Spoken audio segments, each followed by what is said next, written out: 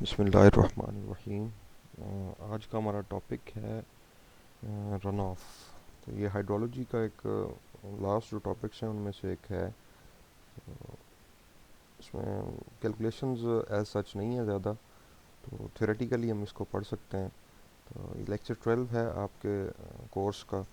तो इससे आगे हम इंशाल्लाह कंटिन्यू रखेंगे ऐसे ही वीडियो लेक्चर्स पे। तो सबसे पहली जो चीज़ है इसमें इसका इंट्रोडक्शन है। तो इंट्रोडक्शन रन ऑफ, ये हमने पहले कुछ टर्म्स पढ़ी हुई हैं प्रेसिपिटेशन से रिलेटेड।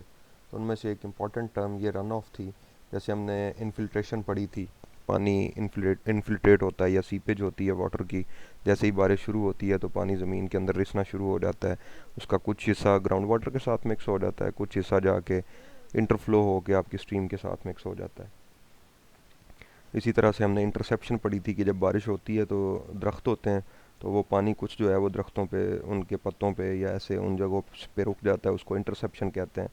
फिर हमने कोई डिप्रेशन स्टोरेज पढ़ी थी कि ज़मीन की सरफेस पे अगर कोई गड्ढा है तो वहाँ पे बारिश का पानी स्टोर होगा कुछ वक्त के लिए। जैसे शहरों में या लोकल जगहों पे हम देखते हैं वहाँ पे पानी स्टोर होता है गड्ढों के अंदर, तो उसको हम डिप्रेशन स्टोरेज। इसी तरह से तो उसमें एक पार्ट रन ऑफ भी था। रन ऑफ का मतलब है कि जब पानी एक डेप्थ अचीव कर लेता है 4 सेंटीमीटर या 5 सेंटीमीटर या 10 मिलीमीटर या 15 मिलीमीटर, तो उसके बाद वो फ़्लो करना शुरू कर देता है।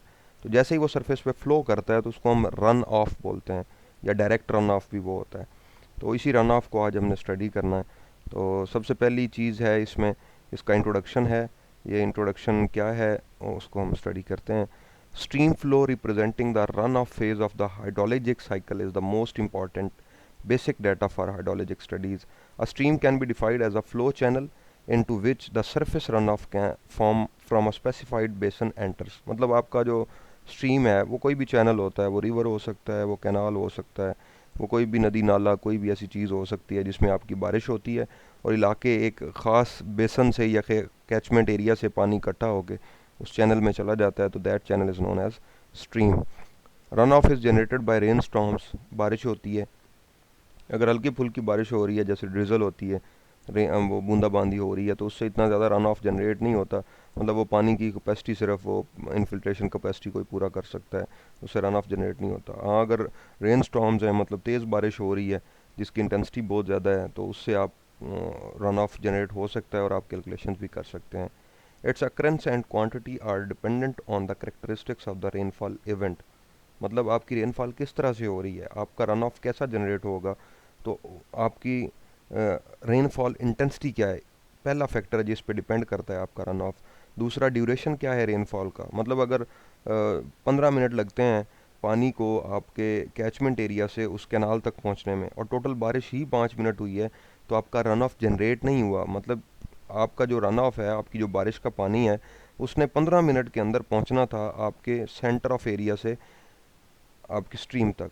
अब आपकी स्ट्रीम तो मतलब 15 मिनट लेती है टोटल टाइम वो पानी को वहाँ पहुँचने के लिए। तो अब आपकी बारिश 5 मिनट हो रही है, अब 5 मिनट में कुछ लॉसेस भी होंगे, तो वो लॉसेस बड़े मुश्किल से पूरे होते हैं। तो आपकी ड्यूरेशन ऑफ रेनफॉल बड़ा इंपॉर्टेंट है इस केस में। आपकी ड्यूरेशन, रेनफॉल का ड्यूरेशन क्या है और फिर डिस्ट्रीब्यूशन कैसी है, मतलब आपकी जो रेनफॉल हो रही है किस इलाके पे कितनी हो रही है, मतलब उसकी डिस्ट्रीब्यूशन, डिस्ट्रीब्यूशन का मतलब तकसीम क्या है इलाके में, किस जगह पे रेनफॉल ज़्यादा है। मतलब अगर आपकी स्ट्रीम गुजर रही है और उसके बिल्कुल साथ वाले एरिया में रेनफॉल ज़्यादा हो रही है, इंटेंसिटी ज़्यादा है बारिश की, तो वहाँ से रन ऑफ जो है वो ज़्यादा जनरेट होगा और जल्दी उस स्ट्रीम में पहुँच जाएगा। हाँ, अगर किसी दूर दराज इलाका में हो रही है तो रन ऑफ को आते आते टाइम लगेगा और रास्ते में कई लॉसेस हो जाएंगे। तो ये बड़ा इंपॉर्टेंट फैक्टर है रन ऑफ को स्टडी करने के लिए। The runoff can be defined as the portion of the precipitation that makes its way towards river or oceans etc. as surface or subsurface flow. Surface तो पता है हमें, जो सरफेस के ऊपर, सब सरफेस का मतलब इंटरफ्लो है। जो इंटरफ्लो होता है कि पानी रिस तो जाता है ज़मीन के सरफेस के नीचे, मतलब वो थोड़ा सा नीचे चला जाता है सीपेज के ज़रिए, लेकिन वो ग्राउंड वाटर के साथ मिक्स नहीं होता, बल्कि वो parallel to the surface of earth move करना शुरू करता है और जाके मिक्स हो जाता है आपके किसी भी ओशन में या रिवर में किसी भी सोर्स के साथ। और फिर है surface run of can be generated either bye rainfall, snowfall or by the melting of snow or glaciers. Runoff is that portion of the rainfall or irrigation water which leaves a field either as surface or as a सब surface flow, मतलब ये simple बातें हैं जो बंदे को समझ आने वाली हैं या आ सकती हैं। When rainfall intensity reaching the soil surface is less than the infiltration capacity, all the water is absorbed in the soil। मतलब ये है आपकी जो सॉइल है जिस पे रेनफॉल हो रही है, अब सॉइल की कैपेसिटी है या सॉइल की इन्फिल्ट्रेशन रेट जो है वो 5 मिलीमीटर पर सेकेंड है। मतलब ये है कि आपकी जो सॉइल है वो पानी को 5 मिलीमीटर डेप्थ ऑफ वाटर जो है वो 1 सेकेंड में अब्जॉर्ब करने की सलाहियत रखती है। और आपकी बारिश हो रही है 3 मिलीमीटर या 2 मिलीमीटर या 4 मिलीमीटर, मतलब 5 से कम है, सॉइल की कैपेसिटी से कम है। आपकी जो प्रेसिपिटेशन या रेनफॉल की इंटेंसिटी है वो सॉइल के इनफिल्ट्रेशन रेट से अगर कम हुई तो आपका रन ऑफ जनरेट नहीं होगा। रन ऑफ जनरेट होने के लिए शर्त है कि आपकी जो रेनफॉल की इंटेंसिटी है वो सॉइल के इनफिल्ट्रेशन रेट से ज़्यादा होनी चाहिए। मतलब आपकी इंटेंसिटी है 10 सेंटीमीटर पर सेकेंड या 10 मिलीमीटर पर सेकेंड और आपकी सॉइल की कैपेसिटी है 5 मिलीमीटर पर सेकेंड। तो अब 5 मिलीमीटर पर सेकेंड तो एब्जॉर्ब कर जाएगी सॉइल, लेकिन वो 10 में से जो ऊपर वाला 5 बचता है उस 5 की वजह से आपका रन ऑफ जनरेट हो जाएगा। As rain continues, soil becomes saturated and infiltration capacity is reduced। तो वो जो 5 मिलीमीटर पर सेकेंड कैपेसिटी थी, जैसे ही सॉइल में पानी इकट्ठा होना शुरू होता है तो उसके पोर्स फिल होना शुरू हो जाते हैं। तो आपकी ज़ाहिर बात है इन्फिल्ट्रेशन कैपेसिटी कम हो जाएगी सॉइल की। तो shallow depression begins to fill with water, मतलब वो जो डिप्रेशन होती है सरफेस के ऊपर, डिप्रेशन स्टोरेज या उसको मतलब गड्ढे कहते हैं जिनको, तो उन गड्ढों में पानी शुरू हो जाता है। Then overland flow starts. तो ये जो ओवरलैंड फ्लो स्टार्ट होता है इसको हम रन ऑफ का नाम देते हैं।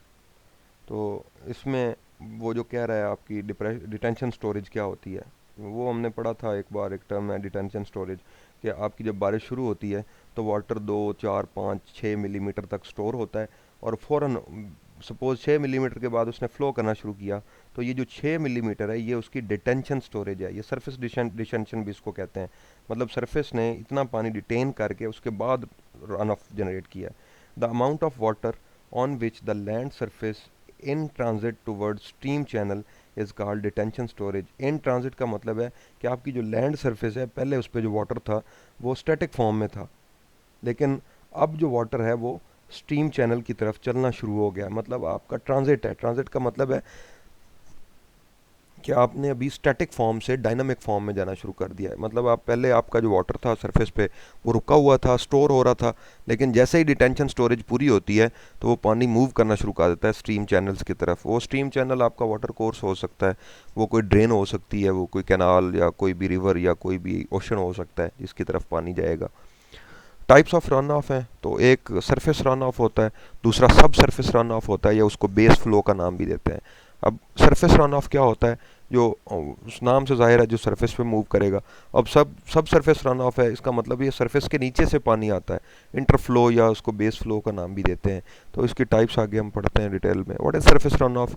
That portion of rainfall which enters the stream immediately after the rainfall while moving over the surface of अर्थ, कि ज़मीन की सतह के ऊपर मूव करते हुए रेनफॉल होने के फ़ौरन बाद ही ये जाके उसको मिल जाता है आपकी स्ट्रीम को। That is known as surface runoff, क्योंकि इसको रास्ते में रुकावट या मतलब क्लोजनेस कोई नहीं होती है, तो ये मूव करता जाता है अपने रास्ते पे, जहाँ इसने जाना होता है उस पर पहुँच जाता है और टाइम से पहुँच जाता है, 15 मिनट 20 मिनट आधा घंटा पौना घंटा इस टाइम के बाद। लेकिन जो आपका सब सरफेस वाटर होगा वो उसने सॉइल में से गुजर के जाना है। तो सॉइल में से गुजरना थोड़ा सा मुश्किल है क्योंकि उसमें पोर्स होते हैं और पोर्स का पता नहीं साइज़ क्या है। बहुत ही अगर आपके नैरो पोर्स हैं तो उसमें से पानी हो सकता है 4 साल के बाद वो जो आपका पानी इंटरफ्लो के मतलब इंटरफ्लो बना था, हो सकता है वो 4 साल बाद जाके सेम स्ट्रीम को मिले, जबकि सरफेस रन ऑफ जो है वो जल्दी पहुंच जाता है आपकी स्ट्रीम के अंदर।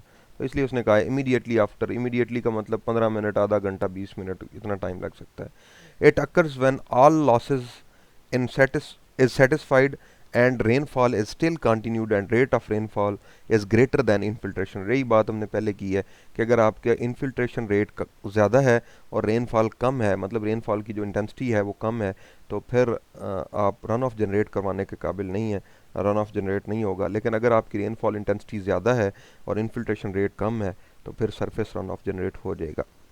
नेक्स्ट सेकंड टाइप है रन ऑफ की, सब सरफेस रन ऑफ, जिसको हमने बेस फ्लो भी कहा है।